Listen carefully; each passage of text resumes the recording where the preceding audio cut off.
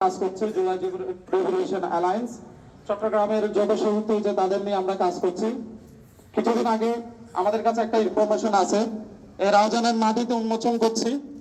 আমরা সরাসরি আন্তর্জাতিক ট্রাইব্যুনালে বরাবর জানাতে চাই, আপনারা যেই খালের মধ্যে দিয়ে বিগত স্বৈরাচার হাসিনার অন্যতম বিচার ফজলে করিম জুনুকে মুক্তির পায়তারা করছেন, আমরা রাউজানের মানুষ তা কখনো মেনে নিব না।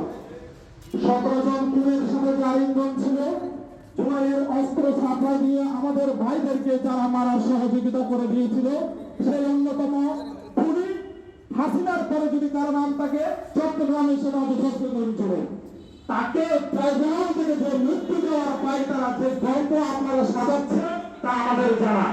আজকের এই মাঠ থেকে শহীদ উসমান হাদির জানাজার মঞ্চ থেকে বলতে চাই, আপনার মতো মানুষ যদি ওদেরকে মুক্তি দেওয়ার যে সহযোগিতার কায়দার আপনারা করছেন আমাদেরকে জানা আছে।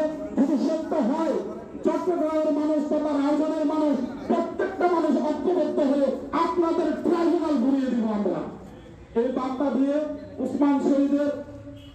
শহীদ উসমান হাদির রক্তের কসম করে বলতে চাই, এই শহীদদের সাথে আর আইনি ভাবে যে লীলাখেলা আপনারা শুরু করছেন তা দ্রুত সময় বন্ধ করার আহ্বান জানাচ্ছি।